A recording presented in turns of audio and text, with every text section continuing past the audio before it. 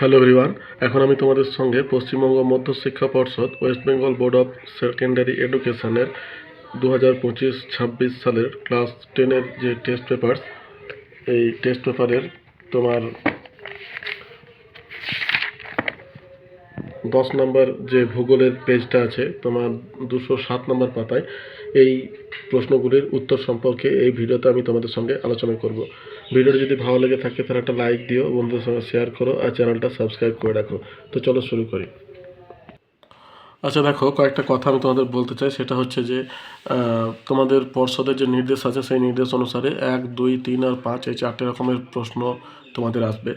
আর আরেকটা কথা, প্রশ্নের উত্তরগুলো মোটামুটি পেতে গেলে তোমাদেরকে দুটো বই ফলো করতে হবে। একটা বই হচ্ছে তোমার প্রান্তিক প্রকাশনীর রণজিৎ গড়াঙ্গের ক্লাস 10-এর যে ভূগোল বইটা আছে এটা, আর আরেকটা হচ্ছে তোমার বেবি কুন্ডু অ্যান্ড গ্র্যান্ডসনের এই যে বইটা আছে সমরেন্দ্রনাথ মোদক ভূগোল ও পরিবেশ, এই বইটা। এই দুটো বই ফলো করলে আমার আশা যে মোটামুটি প্রশ্নের উত্তরগুলো তোমরা পেয়ে যাবে। আরেকটা কথা, আমি ধরো তোমাদের কাছে এই বইটা নাও থাকতে পারে, তো আমি যে পেজ নাম্বারগুলো বলবো বই ধরে ধরে, তো সেই পেজ নাম্বারের আশেপাশেই কিন্তু তোমাদের বইয়ের পেজ নাম্বার তোমার থাকবে, বুঝতে পারছো? যদি তোমাদের কাছে এই বইটা নাও থাকে থাকলে পরে কিন্তু ওই কাছাকাছি থাকবে। তার কারণ হচ্ছে পর্ষদের যে নিয়ম অনুসারে কিন্তু প্রত্যেকটা বই একটা নির্দিষ্ট পেজ সংখ্যার মধ্যে নির্দিষ্ট পেজের মধ্যে কিন্তু লেখা থাকে। তো যাই হোক, এবার দেখো আমরা এই প্রশ্নটা করেছে তোমার Dumdum Kumar Ashutosh institution, branch geography. Time থাকছে 3 ঘন্টা 15 মিনিট, ফুল মার্কস থাকছে 90 নাম্বার। বিভাগ ক, 1 নম্বর দিয়েছে দেখো, সমুদ্রপৃষ্ঠে গড় বায়ুচাপ হলো 1013.25 মিলিবার, কিন্তু এখানে 25 মিলিবারের কোনো অপশান নেই, যার জন্য 1.13.3 মিলিবার, অর্থাৎ উত্তর খটাই হবে। 2 নম্বর, নিরক্ষীয় জলবায়ু অঞ্চলে বৃষ্টিপাত ঘটে, উত্তর হবে ঘ, সারা বছর ব্যাপী। এরপরে নেক্সট পেজ আমরা চলে আসব। 3 নম্বর দেখো আছে, একটি বহির্জাত প্রক্রিয়ার উদাহরণ হলো, উত্তর হবে ঘ, আবহবিকার। 4 নম্বর, এল নিনোর প্রভাব দেখা যায়, উত্তর হবে গ, প্রশান্ত মহাসাগরে। 5 নম্বর, বিষাক্ত নয় এমন একটি বর্জ্য পদার্থের উদাহরণ হলো, উত্তর হবে ক, ধানের খোসা। 6 নম্বর, যে প্রক্রিয়ায় ভূমির উচ্চতা হ্রাস পায় তাকে বলে, উত্তর হবে ঘ, অবরোহণ। 7 নম্বর, বায়ুর সঞ্চয়ের ফলে গঠিত সমভূমিকে বলে, উত্তর হবে ঘ, লোয়েস। 8 নম্বর, 74m/7 মানচিত্রে সংখ্যাসূচক স্কেল হলো, উত্তর হবে গ, 1:50,000। 9 নম্বর, কেন্দ্রশাসিত অঞ্চল লাদাখকে পৃথক করা হয়েছে কোথা থেকে, উত্তর হবে ক, জম্মু কাশ্মীর। 10 নম্বর, পশ্চিমবঙ্গের পেট্রোকেমিক্যালস শিল্পকেন্দ্র অবস্থিত, উত্তর হবে ঘ, হলদিয়ায়। 11 নম্বর, গঙ্গা নদীর সাথে যমুনা নদীর সঙ্গম নিম্নলিখিত স্থানে অবস্থিত, উত্তর হবে খ, এলাহাবাদ। 12 নম্বর, বর্তমান ভারতীয় অঙ্গরাজ্যের সংখ্যা, উত্তর হবে গ, 28টি। 13 নম্বর, ভারতের বৃহত্তম বন্দর শহর কি, উত্তর হবে তোমার ঘ, মুম্বাই। 14 নম্বর, ভারতে হেক্টর প্রতি ধান উৎপাদনে প্রথম স্থান অধিকারী রাজ্যটি হলো, উত্তর হবে গ, পাঞ্জাব। এরপর আমরা চলে আসবো বিভাগ খতে। প্রথমে 2-এর দাগের 1-এ আছে শুদ্ধ জায়গায় সু এবং অশুদ্ধ জায়গায় অলেখ। 1 নম্বর আছে, ভারতের সর্বোচ্চ মালভূমি ডেকান ট্র্যাপ, এটা অশুদ্ধ। 2 নম্বর, বিশাখাপত্তনম ভারতের একমাত্র শুল্কমুক্ত বন্দর, এটা অশুদ্ধ, কান্ডালা হবে। আর প্রথমে যেটা আছে, ভারতের সর্বোচ্চ মালভূমি হবে লাদাখ। এরপর দেখো আছে 3 নম্বর, অ্যানিমোমিটারের সাহায্যে বায়ুর গতিবেগ মাপা হয়, এটা শুদ্ধ। 4 নম্বর, উপগ্রহ চিত্র ব্যাখ্যার জন্য কম্পিউটার ব্যবহার আবশ্যিক, এটা শুদ্ধ। 5 নম্বর, লোকটাক হ্রদ ভারতের বৃহত্তম উপহ্রদ, এটা শুদ্ধ। 6 নম্বর, দূষিত বাতাসকে স্ক্র্যাবারের সাহায্যে পরিশ্রুত করা হয়, এটা শুদ্ধ। 7 নম্বর, আন্টার্কটিকা অঞ্চলে ওজন গহ্বর দেখা যায়, এটা শুদ্ধ। এরপর দেখো 2-এর দাগের আছে, একটি বা দুটি শব্দের উত্তর দাও, যে কোনো 6টি প্রশ্নের উত্তর দাও। 1 নম্বর আছে তোমার, একটি পৃথিবী বিখ্যাত সামুদ্রিক মগ্নচড়ার নাম লেখো, উত্তর হবে তোমার গ্র্যান্ড ব্যাংক, এটা কিন্তু বিশ্বের সবথেকে বড় মগ্নচড়া। 2 নম্বর, ভারতের কোন সংস্থা ভূ বৈচিত্র্যসূচক মানচিত্র প্রস্তুত করে, উত্তর হবে তোমার সার্ভে অফ ইন্ডিয়া। এরপর 3 নম্বর আছে, বায়ুমণ্ডলে কোন স্তরে মেরু প্রভা দেখা যায়, উত্তর হবে তোমার আয়োনোস্ফিয়ার। 4 নম্বর, শ্বাসমূল কোন জাতীয় উদ্ভিদের একটি বৈশিষ্ট্য, উত্তর হবে তোমার ম্যানগ্রোভ। 5 নম্বর, ভারতের প্রথম কাপড়ের কল কোথায় স্থাপিত হয়, উত্তর হবে তোমার হাওড়ার ঘুষুরিতে। 6 নম্বর, পার্বত্য ঢালে ভূমিক্ষরদের একটি কৃষি পদ্ধতির নাম লেখো, উত্তর হবে তোমার ধাপ চাষ। ধাপ চাষ, ফালি চাষ দুটোই হবে, তো ধাপ চাষটা লেখো। 7 নম্বর, পশ্চিম হিমালয়ের তাল কি? তাহলে তাল হচ্ছে তোমার হিমবাহ সৃষ্ট হ্রদ, যেমন নৈনিতাল। এবার দেখো 3 নম্বরে আছে শূন্যস্থান পূরণ করো। প্রথমেই 1 নম্বর আছে তোমার নীলনদের বদ্বীপ ড্যাশ আকৃতি, উত্তর হবে ধনুক আকৃতি। 2 নম্বর দক্ষিণ ভারতের সর্বোচ্চ শৃঙ্গ ড্যাশ, উত্তর হবে তোমার আনাইমুদি। 3 নম্বর ভারতের প্রথম মহাকাশ গবেষণা সংস্থাটি ড্যাশ স্থানে অবস্থিত, উত্তর হবে তোমার বেঙ্গালুরু। 4 নম্বর ন্যাপথা ড্যাশ শিল্পের প্রধান কাঁচামাল, উত্তর হবে তোমার পেট্রো রসায়ন। 5 নম্বর নিরক্ষীয় অঞ্চলে ড্যাশ ধরনের বৃষ্টিপাত সংঘটিত হয়, উত্তর হবে তোমার পরিচলন ধরনের। 6 নম্বর বায়ু প্রবাহ সমুদ্র স্রোত বিক্ষিপ্ত হয় ড্যাশ শক্তির প্রভাবে, উত্তর হবে তোমার কোরিওলিস। 7 নম্বর শীততাপ নিয়ন্ত্রক যন্ত্র ব্যবহারের ফলে বায়ুমণ্ডলে ড্যাশ গ্যাস নির্গত হয়, উত্তর হবে তোমার সিএফসি বা ক্লোরোফ্লুরোকার্বন। এরপর দেখো 4 নম্বর 2.4 বাম স্তম্ভের সঙ্গে ডান স্তম্ভ মেলাতে হবে। তো 1 নম্বর আছে বৃহত্তম মোটর গাড়ি শিল্প কেন্দ্র, উত্তর হবে 2 গুরগাঁও। 2 নম্বর ওজোন গ্যাসের প্রাধান্য, উত্তর হবে 4 স্ট্র্যাটোস্ফিয়ার।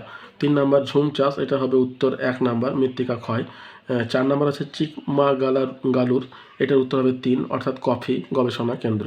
এরপর দেখো বিভাগ ইয়, প্রথমে 3 দাগের একে আছে তোমার নিচের সংক্ষিপ্ত প্রশ্ন উত্তর। এখানে 2 নম্বরে 6টা প্রশ্ন থাকছে, 12 নম্বর থাকবে। প্রথমে আছে জলবিভাজিকার সংজ্ঞা দাও। তো এটা তোমরা মোদকের যে বইটা আছে সেই মোদকের 2 নম্বর পাতাতে পেয়ে যাবে জলবিভাজিকার সংজ্ঞা। আর তোমাদের কাছে যার কাছে যা বই আছে মোটামুটি 2-3 পাতার মধ্যেই কিন্তু পেয়ে যাবে। এই দেখো জলবিভাজিকা, ঠিক আছে। জলবিভাজিকা বলছে যে উচ্চভূমি অর্থাৎ পর্বত বা পাহাড় পাশাপাশি অবস্থিত 2 বা ততোধিক নদী অববাহিকা বা নদী গোষ্ঠীকে পরস্পর থেকে আলাদা করে তাকে জলবিভাজিকা বা ওয়াটার ডিভাইড বলে। পাহাড় পর্বত জলবিভাজিকা রূপে জলধারাকে বিভাজন করে। উদাহরণ হচ্ছে মধ্য এশিয়ার পার্বত্য অঞ্চল বিশ্বের বৃহত্তম জলবিভাজিকা। এই হলো তোমার জলবিভাজিকা। নেক্সট যে প্রশ্নটা আছে ইনসেল বার্জ কাকে বলে? এটা মোদকের বইয়ের 18 নম্বর পাতাতে আছে, পেজ নাম্বার 18। যে ইনসেল বার্জ হচ্ছে তোমার মরু অঞ্চলে বায়ুর ক্ষয়কার্যের ফলে যে সবার শেষে যে তোমার গোলাকৃতি ঢিবির মতো যে অংশটা থাকে তাকে ইনসেল বার্জ বলে। এই দেখো এই যে ইনসেল বার্জ, এটা হচ্ছে ছবি, আর এই দেখো এখানে ইনসেল বার্জ সম্পর্কে দেওয়া আছে। তাহলে জার্মান শব্দ আইস বার্জ এর অর্থ হচ্ছে ইনসেল বার্জ। মরুক্ষয় চক্রের শেষ পর্যায়ে বৈচিত্র্যহীন পেডিপ্লেনের উপরে বায়ুর ক্ষয়কাজের ফলে গঠিত কঠিন শিলা গঠিত অনুচ্চ পাহাড় খাড়া ঢাল বিশিষ্ট মসৃণ গাত্রযুক্ত প্রায় গোলাকার ক্ষয়ীভূত পাহাড় বাটিরাকে ইনসেল বার্জ বলে। এর উচ্চতা 10 থেকে 30 মিটার, ঢাল 70 থেকে 80 ডিগ্রি পর্যন্ত হয়। তাহলে এই হলো তোমার ইনসেল বার্জ। এরপরে দেখো কি আছে ইনসেল বার্জের পর 2 নাম্বার আপেক্ষিক আর্দ্রতা কি? এটা মোদকের বইয়ের 47 নম্বর পাতাতে আছে আপেক্ষিক আর্দ্রতা। তাহলে দেখো এই হচ্ছে তোমার আপেক্ষিক আর্দ্রতা। নিচের দিকে আছে আপেক্ষিক আর্দ্রতা। আর্দ্রতাকে 3টি ভাগে ভাগ করছে, চরম আর্দ্রতা, বিশেষ আর্দ্রতা এবং আপেক্ষিক আর্দ্রতা। আপেক্ষিক আর্দ্রতা হচ্ছে তোমার নির্দিষ্ট উষ্ণতা ও চাপে নির্দিষ্ট আয়তনের বায়ুতে উপস্থিত বাষ্পের পরিমাণ এবং ওই উষ্ণতায় ও চাপে ওই পরিমাণ বায়ুকে সম্পৃক্ত করতে প্রয়োজনীয় জলীয় বাষ্পের পরিমাণের যে অনুপাত তাকে আপেক্ষিক আর্দ্রতা বলা হয়। আপেক্ষিক আর্দ্রতা ইজ ইকুয়াল টু নির্দিষ্ট উষ্ণতায় নির্দিষ্ট আয়তনের বায়ুতে প্রকৃত জলীয় বাষ্পের পরিমাণ ডিভাইডেড বাই ওই উষ্ণতায় ওই বায়ুকে সম্পৃক্ত করতে প্রয়োজনীয় জলীয় বাষ্পের পরিমাণ ইন্টু 100, ঠিক আছে। এটা শতকরা হিসাবে প্রকাশ করা হয়। এরপরে দেখো পরে কি আছে সমুদ্র স্রোতের সংজ্ঞা দাও। এটা মোদকের বইয়ের 55 নম্বর পাতাতে তোমার আছে সমুদ্র স্রোত। দেখো এই যে সমুদ্র স্রোতের সংজ্ঞায় দেখো প্রথমেই আছে সমুদ্র স্রোত, ঠিক আছে। তাহলে সমুদ্র পৃষ্ঠে জলরাশি প্রাকৃতিক কারণে এক স্থান থেকে অন্য স্থানের দিকে নির্দিষ্ট পথে সারা বছর ধরে নিয়মিতভাবে ধীরে ধীরে একমুখী প্রবাহকে সমুদ্র স্রোত বলে। এটি সমুদ্রের বিশাল অঞ্চল জুড়ে নির্দিষ্ট পথে বেগ সম্পন্ন একমুখী অনুভূমিক প্রবাহ। এবার এর বৈশিষ্ট্যগুলো দেওয়া আছে, চাইলে তোমরা দিতে পারো, প্রবাহের দিক, প্রকৃতি, গতিবেগ, দিক বিক্ষেপ, গায়র ইত্যাদি। এরপরে দেখো কি আছে সমুদ্র স্রোতের পরে 3 নম্বর দিয়েছে উপগ্রহ চিত্রের সংজ্ঞা দাও। এটা মোদকের বইয়ের 143 নম্বর পাতাতে তোমার দেওয়া আছে 143, যে উপগ্রহ চিত্র বা উপগ্রহ হচ্ছে স্যাটেলাইট ইমেজ যে সংজ্ঞা। এই দেখো উপগ্রহ চিত্র প্রথমেই দেওয়া আছে, বলছে সাধারণ কথায় উপগ্রহ চিত্র হলো কৃত্রিম উপগ্রহ থেকে সংগৃহীত পৃথিবীর আলোকচিত্র। কৃত্রিম উপগ্রহ দ্বারা বিভিন্ন সেন্সরের সাহায্যে, সেন্সর মানে হচ্ছে ক্যামেরা, বুঝতে পেরেছো, সেন্সরের সাহায্যে ভূপৃষ্ঠের প্রাকৃতিক ও সাংস্কৃতিক দৃশ্যপটের বিভিন্ন তথ্য সংগ্রহ করে যে আলোকচিত্র তৈরি হয় তাকে উপগ্রহ চিত্র বলে। এটি তথ্যগুলি ডিজিটাল আকারে পাওয়া যায়, কম্পিউটারে তা আলোকচিত্রে পরিণত করা হয়। এগুলির দৈর্ঘ্য প্রস্থ দ্বিমাত্রিক হয়, তবে স্পট উপগ্রহ দ্বারা দৈর্ঘ্য প্রস্থ উচ্চতাযুক্ত ত্রিমাত্রিক চিত্র দেখা যায়। এটি পার্সপেক্টিভ অভিক্ষেপে প্রস্তুত করা হয়। 1960 খ্রিস্টাব্দে উপগ্রহ চিত্রের উৎপত্তি ঘটে। তাহলে এই গেল তোমার আমাদের উপগ্রহ চিত্র। নেক্সট যেটা আছে দেখো, ভগ্নাংশ সূচক স্কেলের ব্যবহারের উল্লেখ করো। দেখো এই ভগ্নাংশ সূচক স্কেলটা কিন্তু তোমরা ক্লাস 10-এর বইয়ে পাবে না, তোমাদেরকে এর জন্য ক্লাস 9-এর বইয়ে যেতে হবে। তো মোদকের যে বইটা আছে সেই বইয়ের ক্লাস 9-এর যে বইটা তার 65 নাম্বার পাতাতে, 173 নাম্বার পাতাতে, ভুল বললাম, 173 নাম্বার পাতাতে ভগ্নাংশ সূচক স্কেলের তোমার ব্যবহারটা উল্লেখ করা আছে। তো ক্লাস 10-এ যেটা আছে সেটা হচ্ছে যে ওই বই টোপোগ্রাফিক্যাল যে ম্যাপ আছে সেখানে ভগ্নাংশ সূচক স্কেলের ব্যবহার কিন্তু কিছুটা আছে, যার জন্য কিন্তু এই প্রশ্নটা এখানে দিয়েছে। তো ভালোভাবে পেতে গেলে কিন্তু তোমাকে ক্লাস 9-এর বইটাতে যেতে হবে। দেখো এখানে সুবিধা দেওয়া আছে। 1 নাম্বার আছে তোমার সার্বজনীনতা, 2 হচ্ছে সহজরূপে রূপান্তরযোগ্য, 3 নাম্বার হচ্ছে আকার ত্রুটি মুক্ত। হ্যাঁ, ভগ্নাংশ স্কেলের। তাহলে তোমরা এইখান থেকে এত দূর পর্যন্ত লিখে নিতে পারো, এটা পজ করে লিখে নাও বা স্ক্রিনশট নিয়ে নিতে পারো, তাহলে কিন্তু হবে। ঠিক আছে, নেক্সট চলো আমরা চলে যাই। নেক্সট যেটা আছে সেটা হচ্ছে যে 4 নাম্বার, কম্পোস্টিং বলতে কী বোঝো। এটা মোদকের বইয়ের 69 নাম্বার পেজে আছে তোমার। কম্পোস্টিং বর্জ্য ব্যবস্থাপনার একটা প্রসেস হচ্ছে কম্পোস্টিং। তো যাই হোক, দেখো সার উৎপাদন বা কম্পোস্টিং পেয়েছো। হ্যাঁ, জৈব ভঙ্গুর বর্জ্যগুলিকে একটি গর্তের মধ্যে রেখে জীবাণু বা কেঁচোর সাহায্যে বিয়োজন ঘটিয়ে জৈব সার উৎপাদনের মাধ্যমে বর্জ্য অপসারণ পদ্ধতিকে কম্পোস্টিং বলে। তার সঙ্গে এগুলো লিখে দিতে পারো যেগুলো বাকি আছে এতদূর পর্যন্ত। ঠিক আছে, চলো নেক্সট চলে যাই। কম্পোস্টিংয়ের পরে আসছে অথবা দিয়ে তেজস্ক্রিয় বর্জ্য বলতে কী বোঝো। এটা তোমার 65 নাম্বার পাতাতেই আছে তোমার ওই মোদকের বইয়ের তেজস্ক্রিয় বর্জ্য। দেখো এইখানে প্রথমে বিষাক্ত বর্জ্য, এটার উদাহরণ তোমার ডেফিনেশন তোমাকে দিতে হবে যে সমস্ত বর্জ্য মানুষ সহ সমস্ত জীবের বিপাকীয় কাজকর্মে ব্যবহার ঘটিয়ে নানা রোগ সৃষ্টি করে এমনকি মৃত্যু পর্যন্ত ঘটে তাকে বিষাক্ত বর্জ্য বলে। তার মধ্যে আছে তেজস্ক্রিয় বর্জ্য। দেখো ইউরেনিয়াম, থোরিয়াম, রেডিয়াম, এগুলো হচ্ছে তোমার তেজস্ক্রিয় বিষাক্ত বর্জ্যের উদাহরণ। ঠিক আছে, নেক্সট চলে যাই।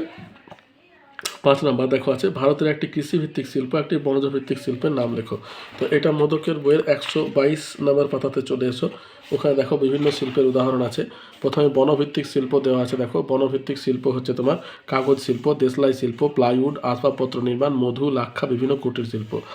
আর কৃষিভিত্তিক শিল্প পড়ছে তোমার চা, কফি, পাট, কার্পাস বয়ন, চিনি, তামাক, খাদ্য প্রক্রিয়াকরণ শিল্প ইত্যাদি। ঠিক আছে, নেক্সট চলে যাই আমরা। বিশুদ্ধ কাঁচামাল বলতে কী বোঝো। এটা মোদকের বইয়ের 121 নাম্বার পাতাতে তোমার দেওয়া আছে বিশুদ্ধ কাঁচামাল। এই দেখো কাঁচামালকে দুভাগে ভাগ করছে, বিশুদ্ধ আর অশুদ্ধ। বিশুদ্ধ কাঁচামাল হচ্ছে যেসব কাঁচামালের ওজন ও তা থেকে উৎপন্ন শিল্পদ্রব্যের ওজন সমান থাকে তাকে বিশুদ্ধ কাঁচামাল বলে।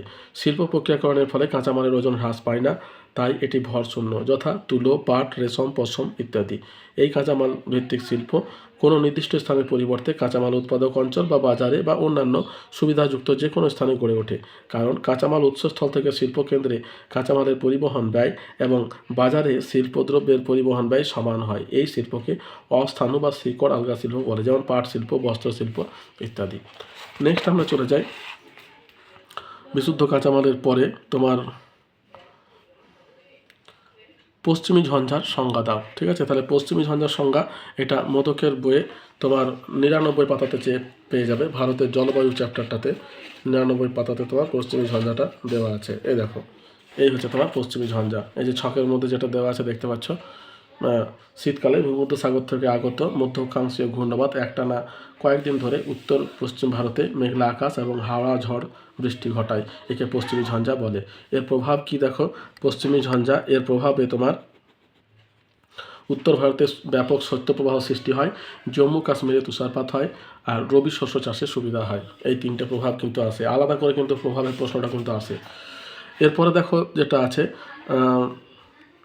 পরের প্রশ্ন হচ্ছে তোমার রেগুড় কি। তাহলে এটা মোদকের বইয়ে 101 নাম্বার পাতাতে পেয়ে যাবে। ভারতের মৃত্তিকা ইয়েটাতে রেগুড়, দেখো কালো মৃত্তিকাকে তোমার রেগুড় বলা হয়। 100 পাতা, সরি আমি 101 বললাম, ভুল বলেছি। 100 নম্বর পাতাতে রেগুড়। এই দেখো কালো মৃত্তিকা।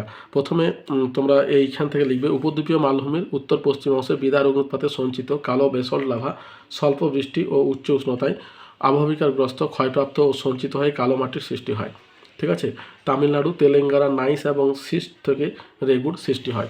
এরপর দেখো এটা রেগুড় কেন বলছে স্থানীয় নাম রেগুড় বা তেলুগু শব্দ রেগুড়া থেকে উদ্ভূত। বেসল্ট নাইস শিলাজাত এই মাটিতে টাইটানিয়াম অক্সাইড ও জৈব যৌগের প্রাধান্যের জন্য মাটির রং কালো হয়।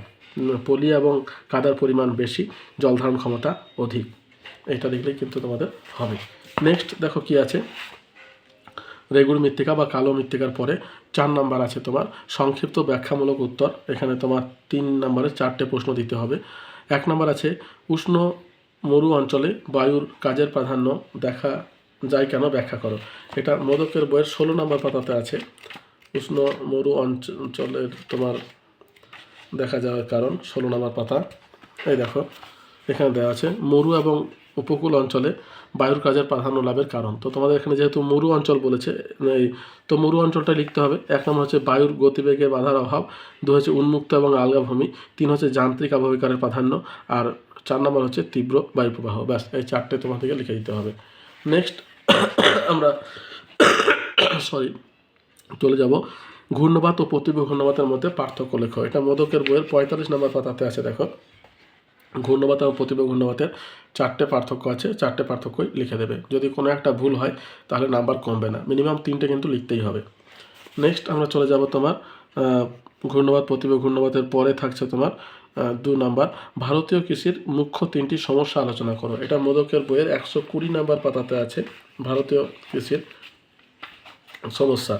এই দেখো এখানে আছে তোমার ভারতের কৃষির সমস্যা। 1 নম্বর সমস্যা হচ্ছে স্বল্প উদ্বৃত্ত, 2 হচ্ছে কৃষি শ্রমিকদের স্বল্প কর্মদক্ষতা, 3 হচ্ছে ত্রুটিপূর্ণ বিপণন ব্যবস্থা, 4 হচ্ছে ক্ষুদ্র ও বিক্ষিপ্ত জমি, 5 হচ্ছে মৌসুমি বৃষ্টি নির্ভরতা, 6 হচ্ছে আধুনিক কৃষি প্রযুক্তির অভাব, 7 হচ্ছে জলসেচের সুবন্দোবস্তের অভাব। ঠিক আছে, তাহলে এই হলো তোমার ভারতের কৃষির সমস্যা।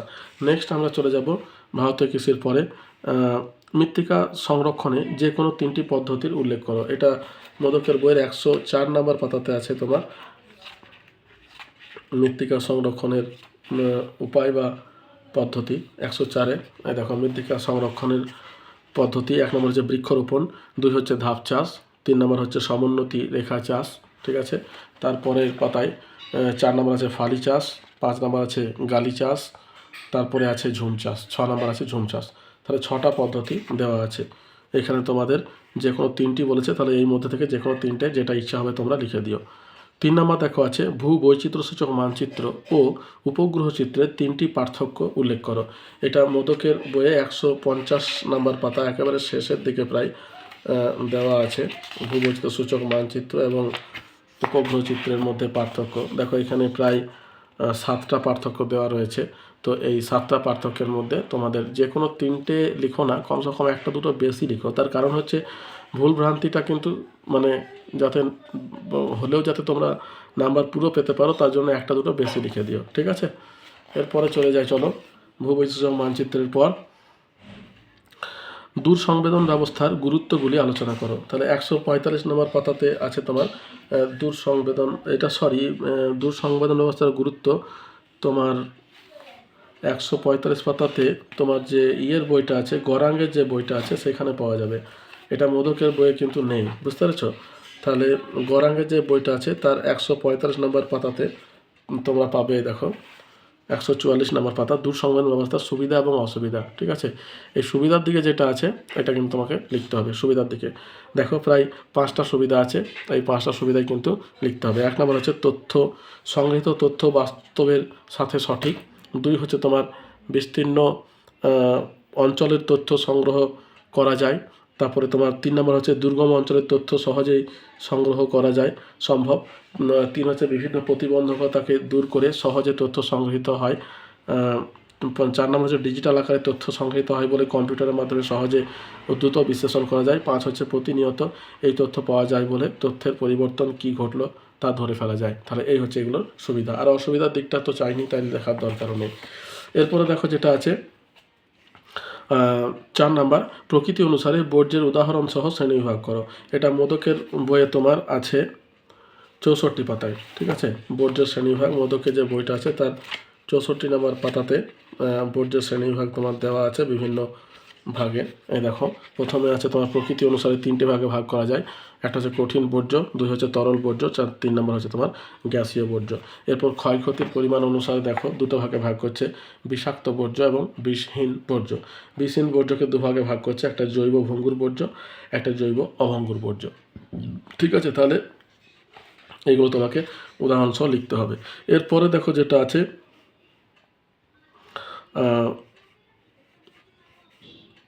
পরিবেশের উপর বর্জ্য পদার্থের 3টি প্রভাব সংক্ষেপে আলোচনা করো।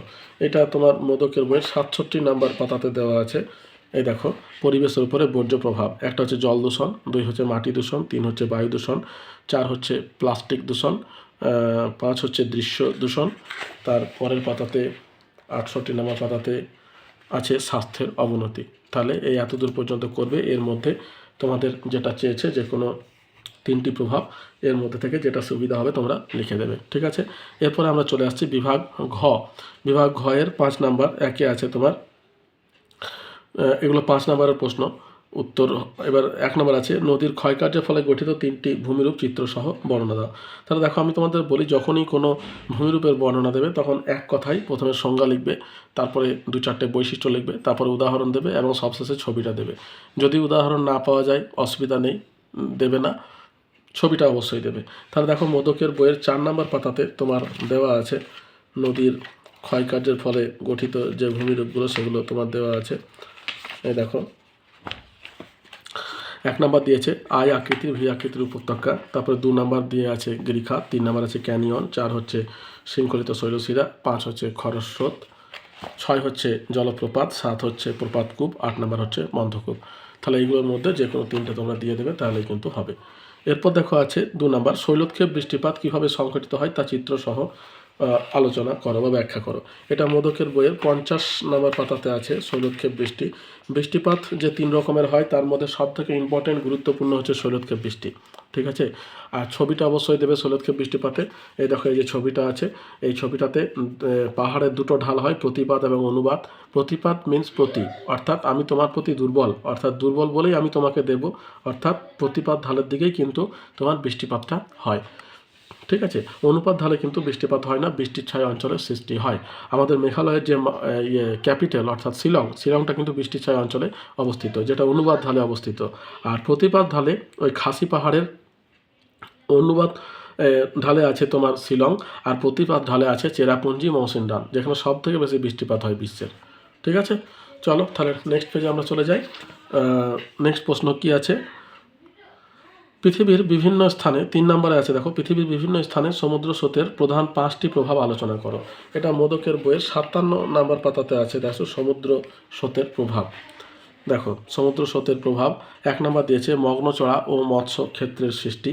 তারপর তার মধ্যে দেখো মগ্নচড়ার গুরুত্বগুলো দেওয়া আছে, বাণিজ্যিক মৎস্যক্ষেত্র, খনিজ সম্পদ ইত্যাদি। 2 নম্বর দেখো দেওয়া আছে জলবায়ুর উপরে প্রভাব। জলবায়ুর মধ্যে আছে উষ্ণতা নিয়ন্ত্রণ, ঝড় ঝঞ্ঝা, বৃষ্টিপাত ইত্যাদি। নেক্সট পাতাতে আমরা চলে যাব, তুষারপাত এবং মরুভূমির সৃষ্টি। আর 3 নম্বর আছে জলবায়ুর পরিবর্তন। জলবায়ুর পরিবর্তনের মধ্যে তোমার যেভাবে জলবায়ুর পরিবর্তনের প্রভাব ফেলে সেটা সম্পর্কে কয়েক কথা এখানে এতদূর পর্যন্ত লেখা আছে, ঠিক আছে। এল নিনোর প্রভাব, লা নিনোর প্রভাব, এল নিনো লা নিনোর ফলে কীভাবে জলবায়ু পরিবর্তন হয় সমুদ্র স্রোতের, সেগুলো তোমার এখানে লেখা আছে। তো যাই হোক, এতদূর পর্যন্ত তোমরা লেখার চেষ্টা করবে। তারপরে দেখো আছে 4 নাম্বার ক্রান্তীয় মৌসুমী জলবায়ু অঞ্চলের প্রধান বৈশিষ্ট্যগুলি আলোচনা করো। এটা মোদকের বইয়ের 53 নম্বর পাতাতে আছে, ক্রান্তীয় মৌসুমী জলবায়ু অঞ্চলের বৈশিষ্ট্য। দেখো, ছবি অবশ্যই দেবে। এই দেখো, এটা হচ্ছে ক্রান্তীয় মৌসুমী জলবায়ু অঞ্চল, আর এটা হচ্ছে তোমার ক্রান্তীয় মৌসুমী জলবায়ু অঞ্চলের চিত্র, ঠিক আছে। এটা হচ্ছে বৃষ্টিপাত, এটা হচ্ছে তোমার উষ্ণতা। এখানে দেখো এবারে বৈশিষ্ট্যগুলো এখানে দেওয়া আছে, এখানে তোমার দিয়ে দেবে যে জলবায়ুর নির্ণয়, গোলার্ধ নির্ণয়, এইটুকু দিলেই কিন্তু তোমাদের হবে, ঠিক আছে। এরপরে চলো আমরা চলে যাই ক্রান্তীয় মৌসুমী জলবায়ু অঞ্চলের বৈশিষ্ট্যের পরে আমাদের পরের প্রশ্ন হচ্ছে 5 নম্বরের 2 দাগের এক নাম্বার, অর্থাৎ একটা রিজিওনাল জিওগ্রাফি থেকে আসবে। এক নম্বর হচ্ছে উত্তর ও দক্ষিণ ভারতের নদ নদীর প্রাকৃতিক বৈশিষ্ট্যের পার্থক্য লেখো। এটা মোদকের বইয়ের 85 নাম্বার পাতাতে আছে, 85, উত্তর এবং দক্ষিণ ভারতের নদ নদীর পার্থক্য। দেখো টোটাল 7টা পার্থক্য আছে, 7টা পার্থক্যই কিন্তু লেখার চেষ্টা করবে। 5 নাম্বার আছে, যদি একটা দুটো ভুলও হয় তোমাদের অসুবিধা হবে না নাম্বার পাওয়ার ক্ষেত্রে। নেক্সট আমরা চলে যাই, ভারতের চা চাষের অনুকূল প্রাকৃতিক পরিবেশের বিবরণ দাও। এটা মোদকের বইয়ের 117 নম্বর পেজে তোমার দেওয়া আছে। 117 নম্বরে তোমার চা চাষের অনুকূল পরিবেশের দেখো দুটো ভাগে ভাগ করে দেওয়া আছে, একটা হচ্ছে প্রাকৃতিক পরিবেশ, একটা হচ্ছে অপ্রাকৃতিক পরিবেশ। তো প্রাকৃতিক পরিবেশের মধ্যে আছে জলবায়ু, 2 হচ্ছে ছায়া দানকারী বৃক্ষ, 3 হচ্ছে মাটি এবং 4 নম্বর হচ্ছে জমি। আর অর্থনৈতিক পরিবেশের মধ্যে আছে শ্রমিক, মূলধন, পরিবহন এবং প্রক্রিয়াকরণ ও সহায়ক শিল্প। তাহলে এই এতদূর পর্যন্ত কিন্তু তোমরা লিখে দেবে, ঠিক আছে। নেক্সট দেখো চলে যাই আমরা 3 নাম্বার, পূর্ব ভারতের লৌহ ইস্পাত শিল্পের কেন্দ্রীয় হওয়ার কারণগুলি ব্যাখ্যা করো। এটা তোমার মোদকের বইয়ের 124 নাম্বার পাতাতে তোমার আছে, পূর্ব ভারতের লৌহ ইস্পাত শিল্পের কেন্দ্রীয় হওয়ার কারণ। এই দেখো 124 নাম্বার পাতাতে তোমার নিচের দিকে দেওয়া আছে পূর্ব এবং মধ্য ভারতে লৌহ ইস্পাত শিল্প কেন্দ্রীয় হওয়ার কারণ। তো এটা পুরোটাই কিন্তু লিখে দেবে। প্রথমে দেওয়া আছে কাঁচামালের প্রাচুর্য, এখানে তোমার দেওয়ার পরে পরের পাতাতে চলে আসো। 2 নম্বর হচ্ছে সুলভ জল, পর্যাপ্ত বিদ্যুৎ, উন্নত পরিবহন, বন্দরের নৈকট্য, সমৃদ্ধ বাজার এবং সরকারি নীতি। এটাকে তোমরা প্রাকৃতিক ও অপ্রাকৃতিক ভাগে ভাগ করে লিখতে পারো। প্রাকৃতিকের মধ্যে পড়বে তোমার কাঁচামাল, সুলভ জল আর পর্যাপ্ত বিদ্যুৎ শক্তি, এতদূর পর্যন্ত। আর অর্থনৈতিকের মধ্যে পড়বে উন্নত পরিবহন ব্যবস্থা, বন্দরের নৈকট্য, সমৃদ্ধ বাজার এবং সরকারি নীতি, ঠিক আছে। নেক্সট আমরা চলে আসি, দেখো শেষ প্রশ্ন বড়, ভারতের জনসংখ্যা বন্টনের তারতম্যের 5টি কারণ আলোচনা করো। এটা মোদকের বইয়ের 133 নম্বর পাতাতে আছে, জনসংখ্যা বন্টনের তারতম্যের কারণ। এই দেখো এখানে সুন্দর করে দেওয়া আছে, প্রাকৃতিক, অর্থনৈতিক এবং সাংস্কৃতিক 3টে ভাগে ভাগ করে দেওয়া আছে, যার মধ্যে প্রাকৃতিক কারণের মধ্যে আছে তোমার ভূপ্রকৃতি, জলবায়ু, মৃত্তিকা, জলের প্রাপ্যতা, বনভূমি। অর্থনৈতিক কারণের মধ্যে আছে কৃষি, শিল্প, ব্যবসা বাণিজ্য, পরিবহন ব্যবস্থা এবং খনিজ দ্রব্য, ঠিক আছে। আর সামাজিক ও সাংস্কৃতিক কারণের মধ্যে আছে তোমার ধর্ম, আর 2 হচ্ছে শিক্ষা ও সংস্কৃতি। তাহলে এতদূর পর্যন্ত লিখলেই কিন্তু তোমার হবে। নেক্সট আমাদের যেটা আছে দেখো বিভাগ চ, এটাতে কিন্তু কোনো রকম অপশান থাকে না, 10টা প্রশ্ন আছে, 10টা প্রশ্নেরই তোমার ম্যাপ পয়েন্টিং উত্তর দিতে হবে, কোনো অপশান থাকবে না, ঠিক আছে। তবে প্র্যাকটিস করলে অবশ্যই পারবে, অসুবিধা নেই। দেখো প্রথমে কি আছে, আরাবল্লী পর্বত। তাহলে আরাবল্লী পর্বত এটা যেটার জন্য তোমার থর মরুভূমির সৃষ্টি হয়েছে, এই দেখো এটা হচ্ছে আরাবল্লী পর্বত, 1 নাম্বার হয়েছে। 2 নাম্বার আছে তোমার নর্মদা নদী। তাহলে নর্মদা নদী, এই দেখো আমাদের পশ্চিম বাহিনী যে নর্মদা, তাপ্তি, সবরমতী 3টে নদী আছে, তার মধ্যে এটা হচ্ছে নর্মদা নদী, এখানে এসে মিশছে, নর্মদা নদী এইদিকে প্রবাহিত। 3 নাম্বার আছে দেখো একটি কফি উৎপাদক অঞ্চল। দেখো এইটা হচ্ছে কফি উৎপাদক অঞ্চল, কফি এলেই তোমার এই জায়গাতেই তুমি মার্ক করার চেষ্টা করবে, এটা মালনাদ এবং নীলগিরির কফি উৎপাদক অঞ্চল, দক্ষিণ ভারতের কফি উৎপাদক অঞ্চল, এই দুইভাবে কিন্তু প্রশ্নটা আসে। 3 নাম্বার। এবার 4 নাম্বার দেখো আছে একটি মরুমৃত্তিকা অঞ্চল। মরুমৃত্তিকা অঞ্চল আমাদের এইদিকে যে তোমার রাজস্থান যে আছে, এখানে মরুভূমি আছে, মরুস্থলী, তার পাশে এরকম জায়গাতে আছে তোমার একটি মরুমৃত্তিকা অঞ্চল, 4 নাম্বার। তারপরে চলে আসি আমরা তোমার মরুমৃত্তিকা অঞ্চলের পরে তোমার 5 নাম্বার আছে বিশাখাপত্তনম বন্দর। দেখো একটা বড় বন্দর, এই দেখো এইখানে আছে বিশাখাপত্তনম বন্দর, হ্যাঁ, পূর্ব উপকূলে, হ্যাঁ, স্বাভাবিক বন্দর বিশাখাপত্তনম, এরকম জায়গাতে।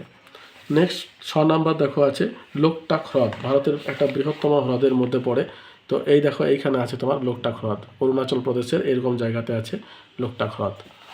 নেক্সট দেখো লোকটাক হ্রদের পরে আছে ভারতের ম্যানচেস্টার। আহমেদাবাদকে ভারতের ম্যানচেস্টার বলে, আহমেদাবাদ হচ্ছে এই জায়গাতে অবস্থিত, ঠিক আছে, এই জায়গাতে গুজরাটের এরকম জায়গাতে, এখানে হচ্ছে আহমেদাবাদ, ভারতের ম্যানচেস্টার, 7 নাম্বার। 8 নাম্বার দেখো আছে মুম্বাই, পশ্চিম উপকূলে মুম্বাই, আমরা প্রত্যেকেই জানি মুম্বাইয়ের অবস্থানটা এরকম জায়গাতে, এটা হচ্ছে তোমার মুম্বাই। 9 নাম্বার কি আছে মালাবার উপকূল। দেখো মালাবার উপকূল, এটা করমণ্ডল উপকূল, এটা হচ্ছে মালাবার উপকূল, হ্যাঁ। এইখানে আছে কঙ্কন উপকূল, করমণ্ডল উপকূল, মালাবার উপকূল, এটা হচ্ছে উত্তর সরকার উপকূল, আর তার উপরে আছে তোমার গুজরাট উপকূল। এবার দেখো এইটা হচ্ছে তোমার মালাবার উপকূল, ঠিক আছে, এই যে নিচের অংশটা। নেক্সট সব শেষে আছে দেখো শীতকালীন মৌসুমি বৃষ্টিপাতযুক্ত অঞ্চল। এই তোমার করমণ্ডল উপকূল, করমণ্ডল উপকূলে বছরে দুবার বৃষ্টিপাত হয়। অনেক সময় আসে প্রশ্নটা বছরে দুবার বৃষ্টিপাতযুক্ত অঞ্চল বা শীতকালীন বৃষ্টিপাতযুক্ত অঞ্চল, তখন কিন্তু এটাই হবে। তাহলে দেখো করমণ্ডল উপকূল, এই যে এটা শীতকালীন মৌসুমি বৃষ্টিপাতযুক্ত অঞ্চল।